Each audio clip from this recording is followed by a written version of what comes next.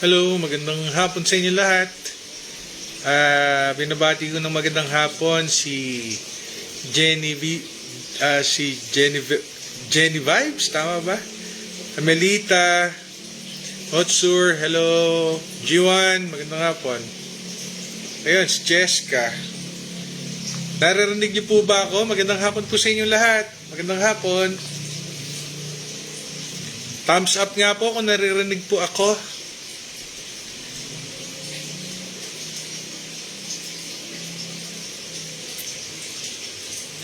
Ayun, magandang hapon po. Mary Rose, hi. Okay. Ken, magandang hapon sa'yo. Message lang po kayo, no? Kung naririnig niyo po ako. Magandang hapon po sa inyo.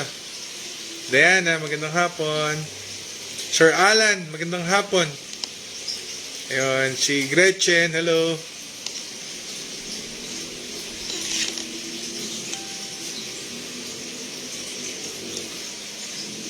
Hello po. Donna, hi. Si Ben, hi. Hi Ben. Alex, andito ka ulit. Ayun. Hello po. Magandang hapon po sa inyo, no? Nag-decide po akong mag-live ngayon para naman po ating talakayin, no? Yung heya po ng ating ng ating mga retired employees. Sumunod po ay ang heya po ng ating mga resigned employees. And of course, yung mga kasamahan po natin na agency workers, yung housekeeping, yung ating engineering, no? Security guards, mga agency po dyan, no? Magandang hapon po. Kapatid na Nathan, I miss you, kapatid. Magandang hapon. Si Brother James, kid ko, Mike. Hello, Brother June, Chairman June, magandang hapon, I miss you. Always present. Si Alexis, hello. Oo. Hintay-hintay pa tayong konti kasi magre-report po ako sa inyo kung ano po yung status ng inyong mga heya, kung kayo po ay wala pong natatanggap, no? I-report ko po sa inyo yan base po sa aming napag-usapan kanina lamang ni Ma'am Helen Garcia ng HR po. Then yun din po yung heya po ng ating mga doctors, no? Atin pong tandaan na ang heya po ay 14 months po ang ating pong na-receive o dapat mari-receive, no? Ito po ay 7, no? 2021, 2022, and then 2023, no? 7 sa 2023, nakatanggap tayo noong July noong 2021, so August, September, October, November, December. 5 sa 2021 at 2 sa 2022, which is November and December. Ate Eva, magandang hapon sa inyo. I miss you. Brother June, Chairman June Kate ko, love you. Ayun, Sir June Pondoyo, magandang hapon po. Si Raylan, ayun, yung na-miss ko, ang layo nitong kapatid ko na to. Nasa South Mindanao. Don, magandang hapon. Okay. Sige, marami-rami naman po tayo. Hi, Jen. Si Paring Osi, nandito rin si Paring Osi. Magandang hapon. Sige, bago ako mag-start, no? Kahapon po, hello po, Ate Jo. Kahapon po, nandun po ako muli sa Senate hearing kahapon ng Health and Demography. Kung nakita niyo po yung binidyo ko po, at tinalakay po dyan ang heya, no? As well as ang PhilHealth status, no? ng ating marami pong doktor natin ang lumalaban po na wag sanang mawala o maisauli o mabaliwala ang pondo ng PhilHealth dahil tulad po nung sinabi kahapon, yan pong pera na yan ay dapat gamitin sa mga pasyenteng mas nangangailangan sa ating lahat ng mga contributor po niyan. Okay? So, magandang hapon sa inyong lahat. So, unahin ko lamang po yung, hi, Sec Mariel, hello. Si Tupe, kapatid na Tupe ng OR, magandang hapon. Sige, let's move on, no? Tatlo yung itatakal ko po sa inyo. Number 1 is yung HEA status. Unahin ko na ng mga doctors, no?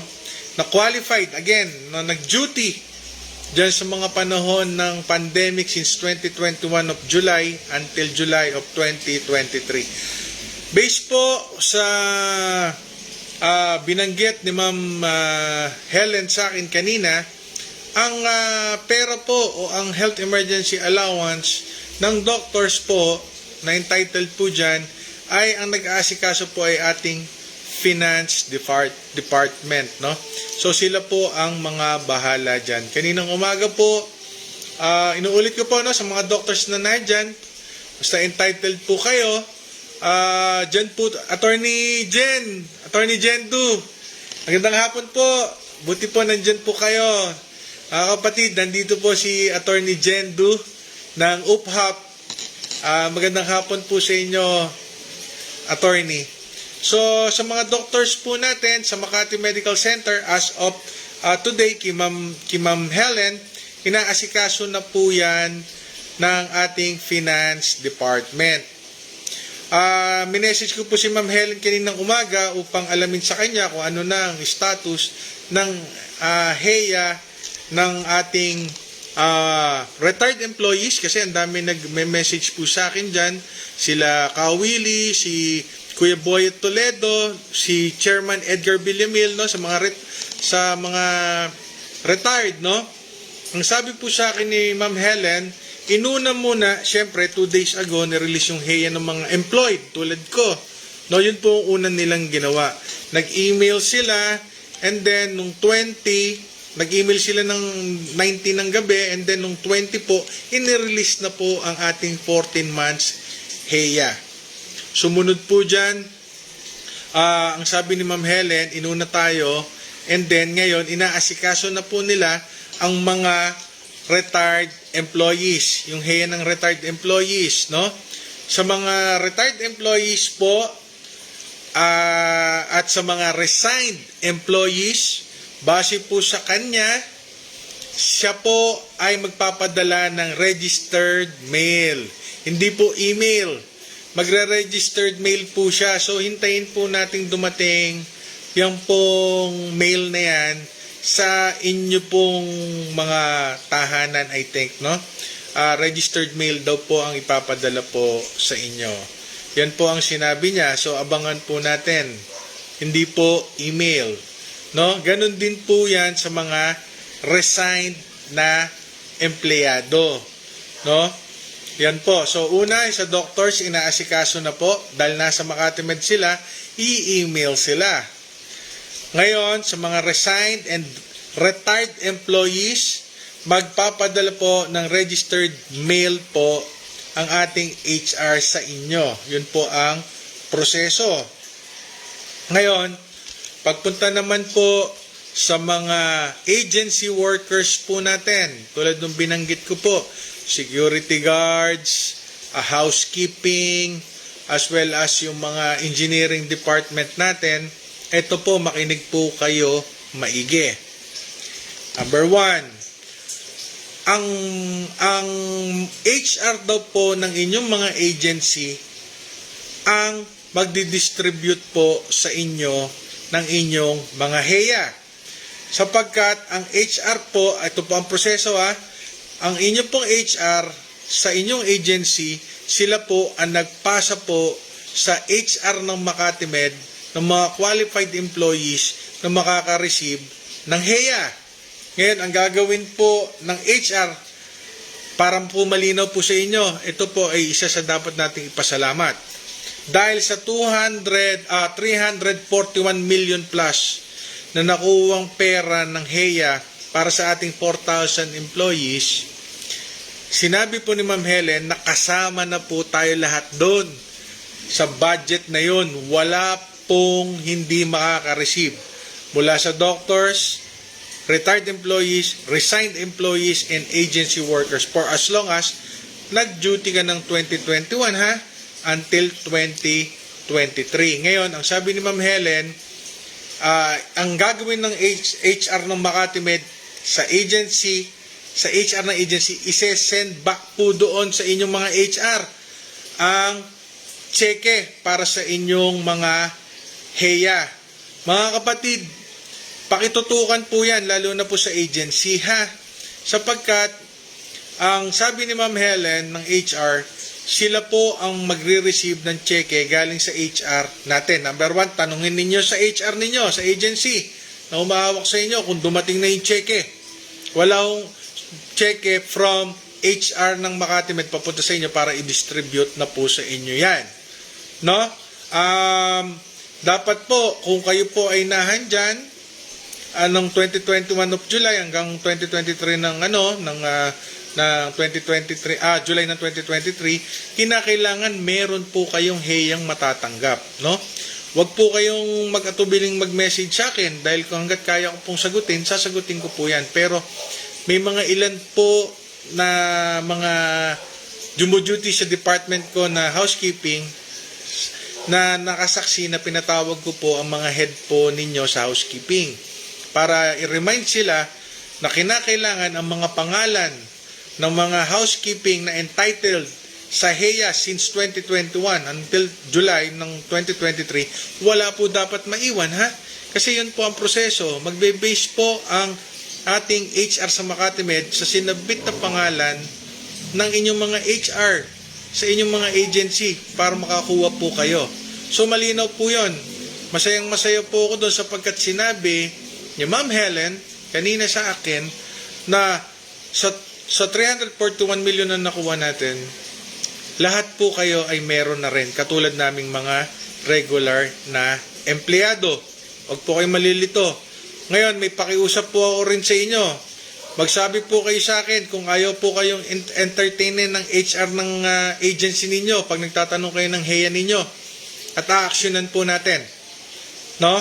May meeting po kami bukas ng HR, ng management ng Makati Med, at kasama po yan sa tatalakayin natin. Hindi po pwede na may naiiwan po sa inyo sapagkat malinaw na malinaw, lahat po kayo ay kasama. Doctors, retired employees, resigned employees, at saka yung current na mga nagtatrabaho tulad po namin. Okay? So, ganito po yun. So, uulitin ko, sa atin naman po mga retired, pahintay lang po ng mga registered mail na dadating sa inyo. At sinabi naman ni Ma'am Helen, yun po ang proseso, hindi po through email. So, may registered mail po sa inyo. Ngayon, kung may mga tanong po kayo, isend nyo po sa akin sa messenger ko. I-raise ko po yung issue ninyo bukas sa aming LMC meeting with HR para maayos po dyan. Pero ang malinaw po, sa dumating na pera sa atin, lahat po tayo, basta nandyan tayo sa Makati Med nung pandemic, meron po dapat. Ha? Sa mga resigned naman, ibibigay ko po ngayon ang contact number ng inyong pagpapalo-upan at ang email ad. Sa mga kare-resigned lang ha, nung pandemic, nasa Makati Med. Siyempre, we need to call yung 58, yung 88888 tapos 39. So magpapakonect po tayo sa local 3634. Sulat po nyo yan ha. 5839 local 3634. Sino po yon? Local po yon ni Ma'am Jo Posadas. Pwede po kayong mag-inquire sa kanya. Ngayon po, ibibigay ko rin po sa inyo ang kanyang email address. So, capital J, Josephine .Posadas, yung P as in Papa, big letter. So, Josephine, big letter J, Josephine .Posadas, big letter P, at makatimed.net.ph. Yun po ang email address ni Ma'am Josephine Posadas. Mga kapatid, kung po pwede lang, kung kayang-kaya ko lamang na tsaka ng HR na ibigay ng walang kahirap-hirap o walang proseso sa inyo lahat yan. Dahil malinaw po sa inyo, ang paninindigan po natin, simula't simula pa, walang dapat maiwan sa ating lahat na nagpagal at nagsakripisyo at talagang naging tunay na bayani nung panahon ng pandemic, karapat dapat lamang na makuha po natin lahat yan. So, magsabi po kayo sa akin kung meron man po kayong mga HR head sa inyong mga agency na ayaw po kayong i-entertain. Actionan ko po yan. Mga kapatid, panalangin din natin, no? Na lahat, at least sa atin, yung technicalidad lang, yung proseso lang, no? Yung medyo may proseso kaya tumatagal yung pag-receive ng mga agency, retired and resigned, no? Pero sa katotohanan po, napakarami pong mga hospitals ang wala pa. Ilan na rin po ang tumawag sa akin from Region 4, no? Kinakailangan po tulungan din po natin sila. Mga kapatid, kanina nandito, binanggit ko sa inyo, nandito si Attorney Jendu. Pues sa inyong lahat dyan na aking nasasakupan sa Makati Med, ipinapakilala ko sa inyo ng buong buo si Attorney General Du ng United Private Hospital Unions of the Philippines. Yan po ang ating buting abogado na hindi rin po yan nagpabaya para makonsolidate o magkaroon kami ng koalisyon ng iba't ibang mga union sa buong Pilipinas para mas mapakinggan po ang boses nating mga healthcare workers, lalo na sa pampribado sa usapin ng health emergency allowance. Kaya po, Attorney Jen, from the bottom of our heart sa Makati Medical Center, taus-puso po kami nagpapasalamat sa inyo. Tuloy-tuloy lang po natin ang pag-oorganisa, no? Sa mga non-unionized hospital para magkaroon po sila ng boses. Ganon din po sa ating federasyon, sa Alliance of Filipino Workers. Alam niyo po, kung bibilangin ko po sa 11 hospitals under the Federation of Alliance of Filipino Workers, 4 pa lang po tayo, I think, ang nakakakompleto o 3. Ang dami pa pong hindi kompleto, hindi pa po nila nare-receive. Kaya wag po kayong mawawala ng pag-asa sapagkat tulad po nung aming tinalakay sa Senate, no? Expectedly, we are expecting na matapos yung HEA sa next year pa, 2025. Buti na nga lang po sa Makati Med, ngayon pa lang napaaga na, nakuha na po natin. Pero syempre, hindi po natin kailangan kalimutan yung mga naghihintay pa. No? Tulad ng sinabi ko, meron din po rito yung sa Region 4A, may mga hospitals po dyan na wala pa. Tulad ng San Mateo Medical Center, Santa Lucia Clinic na hawak ng Santa Lucia Realty, I think. And then, meron din hospital si Brother Romel Palencia, dyan sa may Batasan, no? Tutulungan po natin yan, no? At, ayun, sige, titingnan ko po yung mga, pwede po kayong magtanong. Ito po, si Ma'am Jo, Sir, paano po yung wala na sa dating address? Magandang tanong po yan, Ma'am Jo Lazo. I think, dahil alam naman, retired employees po tayo, alam naman po natin yung direct line ng number ng ating ospital. Yun po yung sinasabi ko palagi sa nagchat-chat sa atin. Maging proactive po tayo. Lalo na po tayong mga matatagal na naging empleyado ng ospital. Kung tayo po ay naiba na ang ating address, mailing address, we know the direct contact number of our hospital. We call that the number and then magpa-connect po tayo sa HR. No? Maging proactive po tayo dahil pera po natin yan. Pagka pera po natin, hindi po yan kusang ibinibigay.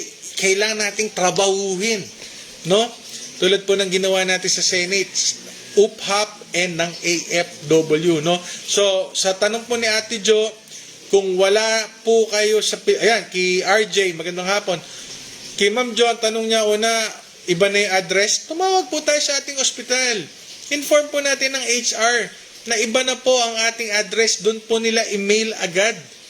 Yung ipapadala nilang sulat tulad po sa ating para po sa ating heya. Kaya po natin yan. Alam po natin yan, lalo na tayong mga matatagal na.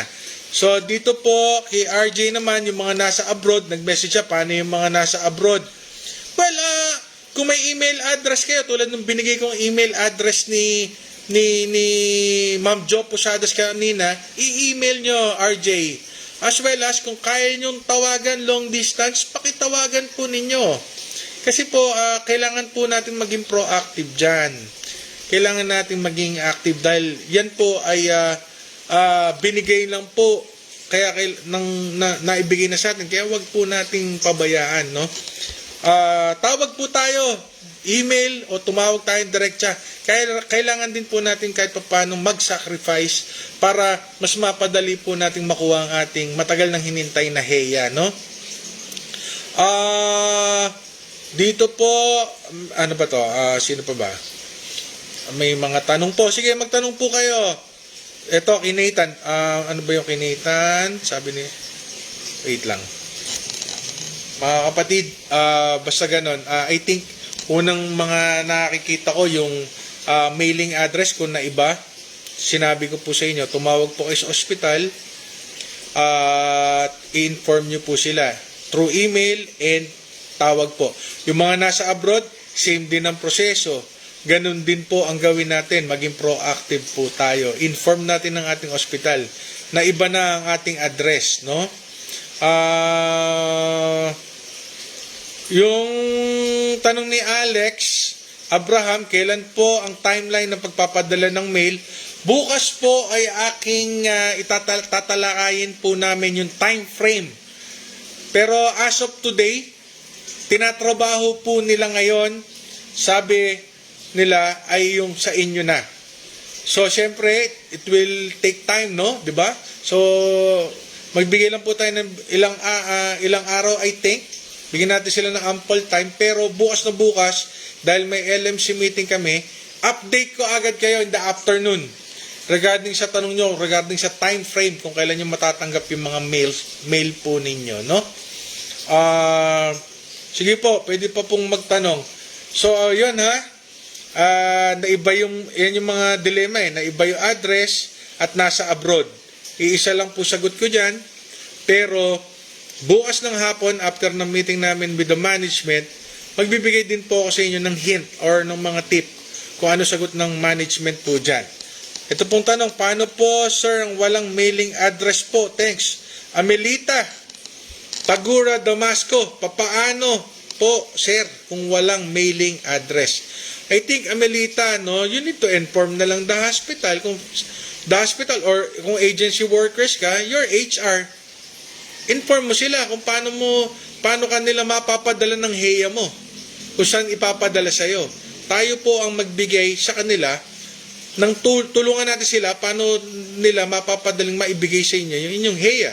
Yun po ang aking masasagot. So, kay Makoy, Brother Makoy, magandang hapon. Napakasipag ng follow-up niya. Nakausap nyo rin po ba, sir, ang HR ang head ng engineering? Alam mo, Makoy, ang nakausap ko lang sa totoo lang yung sa housekeeping. Pero, basic na basic yan. Yun po ang proseso. Bilang head ng isang agency, ng department, trabaho po niyang kunin yung mga pangalan ninyo para ma-submit sa HR natin. Yung mga pangalan ninyo para dahil entitled kayo sa heya. Kung hindi po kayo makatanggap, lumapit po kayo sa opisina. Dadaling ko po kayo mismo sa HR o kung saan man tayo makarating, kahit sa Senado, i-raise ko po. Alam nyo, pag may naiwan dito, tulad nung sa agency, no? At ang dahilan, hindi tinrabaho ng HR nyo yung trabaho nila, babanggitin ko po talaga sa Senate inquiry kay Senator Bongo yung mga issues at yung mga pangalan ng agency na yan. Hindi po pwede yan. Pinagtrabahuhan po natin yan. Sabi nga po ni Senator Bongo, service rendered. Mga bagong bayani, nagtrabaho, kapalit ng buhay kahit magkaroon ng COVID, mabuhay o mamatay. Pero as a leader, we have a responsibility na ibigay sa mga manggagawa natin yung nararapat naman na para sa kanila, kapalit ng kanilang kabayanihan.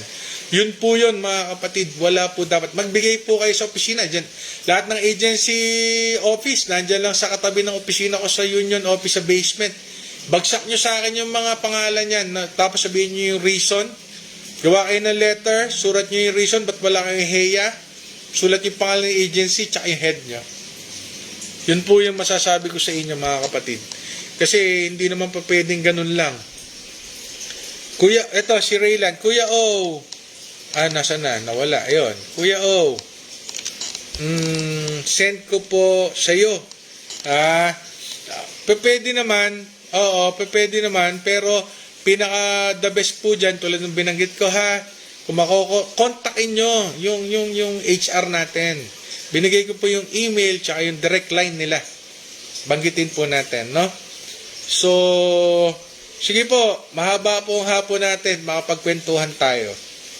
So, again mga kapatid, iilan pa lang po ang nakakakumpleto, nakakaawa po yung ibang hospital. So, kung hanggat kaya natin tulungan, tutulungan natin. Pero kayo po na mga nakareceive, tulad ko, samahan po natin ng dalangin para po lahat ng healthcare worker, pati mga barangay healthcare worker sa buong Pilipinas ay matagpuan na po, makakuha na po nila ang kanilang heya. Alam nyo, hindi naman po sa pag-ano, kahapon po, dineliver ni kapatid na Chi, yung spokesperson natin from UST sa UPHAP, sa Senado, na alam nyo, hindi nyo ba napansin, napakalaking bagay ang may union sa isang kumpanya. Nabibigyan po ng boses sa gobyerno, no, para maibigay yung ano po na yung nararapat na mga benepisyo para sa kanila. Ang hirap-hirap po ng isang kumpanya na walang organisasyon o walang union.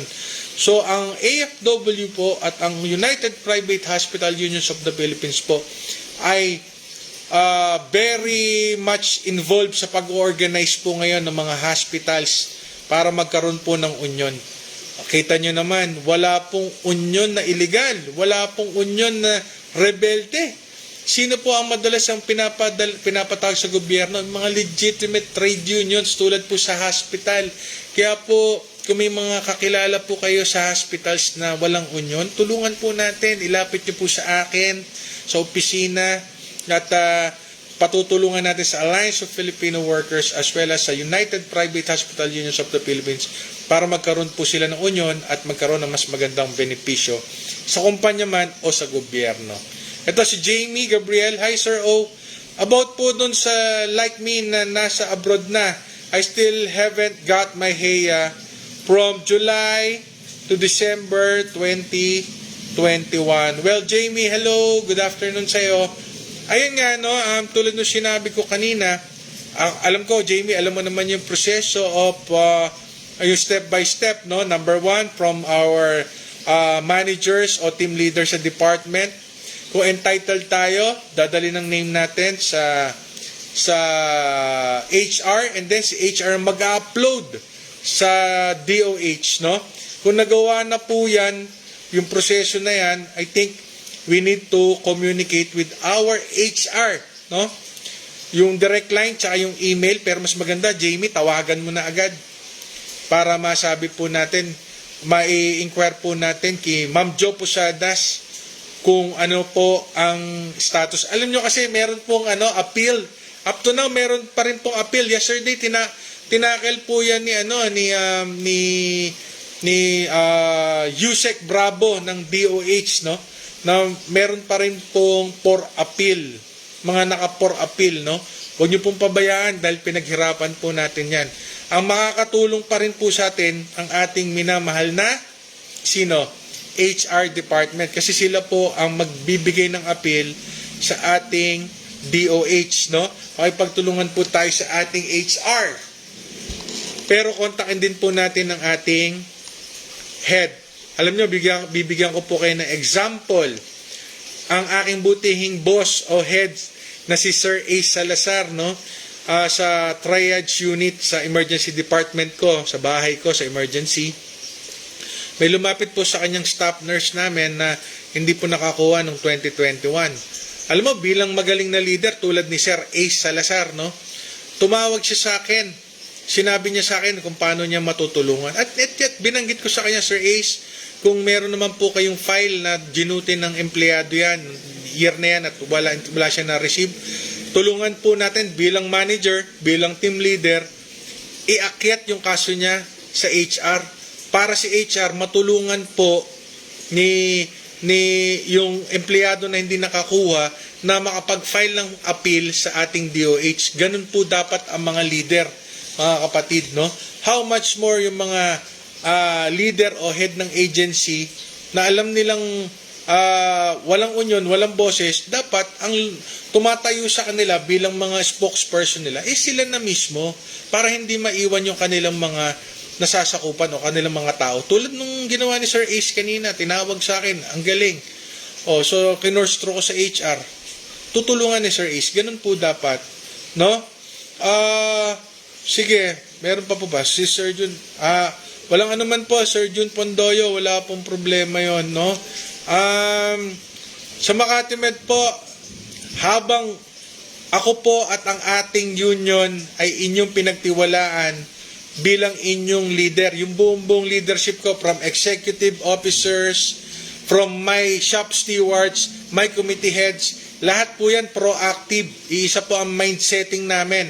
Mapaganda po ang ating benepisyo, mapaganda ang ating estado bilang manggagawa, matulungan ng ating management paano mas mapapaganda ang ating hospital at maging boses sa gobyerno para mas makuha natin yung mga benepisyong isinabatas ng ating gobyerno para sa healthcare worker.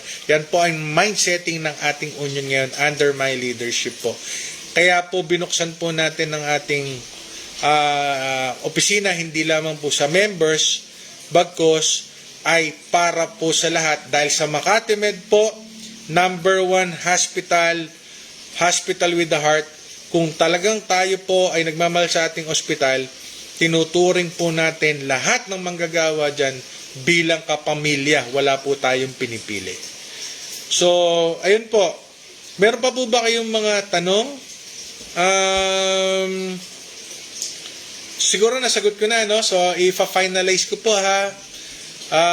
Natutuwa po ako ngayong hapon kasi nakachat ko rito, nakasalumuha ko rito. Ano yun? Sino pag... Ayan. Kung nakachat ko po rito ngayong hapon ay mga retired, mga kuya, ate ko sa Makati Med, and then yung mga kasamahan po natin, kaibigan, kapatid sa agency workers po. The best po yan, no? Ayan, pinagmamalaki ko po yan. Biro nyo po, sa 341 million, lahat po tayo meron. Yun po ang sabi ni Ma'am Helen Garcia ng HR, nakakataba ng puso, no? Nakalungkot sa ibang hospital, ibang agents, ibang lugar, mga agency workers, sana ma-achieve din po nila ang ating na-achieve, no, sa ating hospital, no? Dahil at the end of the day, kailangan magtulungan po tayo and sa mga doctors din po. So mga kapatid, finalization, number 1, yung HEA ng doctors, based kay Ma'am Helen, inaasikaso na ni Finance. Si Finance ang nag-aasikaso. Number 2, ang HEA ng ating mga minamahal na kuya at ate, ang mga retired employees, maghintay lamang po dahil magpapadala sila ng registered mail sa inyo. Pangatlo, sa mga resigned employees, ganun din po, magpapadala po sa inyo ng registered mail. Pero beyond that, sa inyong dalawa, retired and resigned, maging proactive po. Binigay ko po kanina ang ating direct line sa HR through the office of Ms. Jo Posadas as well as her email address. Pero kung ako tatanungin nyo, proactive, tawag agad para mas mabilisan. Ngayon, dyan naman po sa ating mga kapatid sa agency, mga minamahal natin sa agency, tulad po ng binanggit ko sa inyo, kausapin ninyo ang inyong HR, inyong head, dahil ang inyong HEA, uulitin ko, kasama na sa 341 million na nakuha natin. Sabi ni Ma'am Helen, ang checking ganang para sa inyo na entitled o na isubmit ng mga pangalan, ibibigay sa HR po ninyo at sila ang mag-distribute sa inyo niyan dahil sila po ang nakakaalam ng inyong mga account number. So malinaw po yun, no? Malinaw po yun. Jel, yan. Yung nasa abroad na, Jel, tawag po tayo sa HR agad. Binigay ko rin po yung email. Maging proactive lamang po. Basta malinaw po yan, meron po tayong lahat dyan. So, ayun mga kapatid, segue sa Senate hearing ko, suportahan niyo po kami sapagkat after ng HEA, ang inilalaban po natin ngayon sa Senate hearing ay ang mga wages ng nurses na makapantay din po sa nurses ng public. Number 2, ang ating hazard pay. No? Ang ating hazard pay po ay napakalayo sa mga public hospitals, no? Sila po ay may 8 and 9,000 hazard pay. Diyos ko po, parang sweldo na po yan.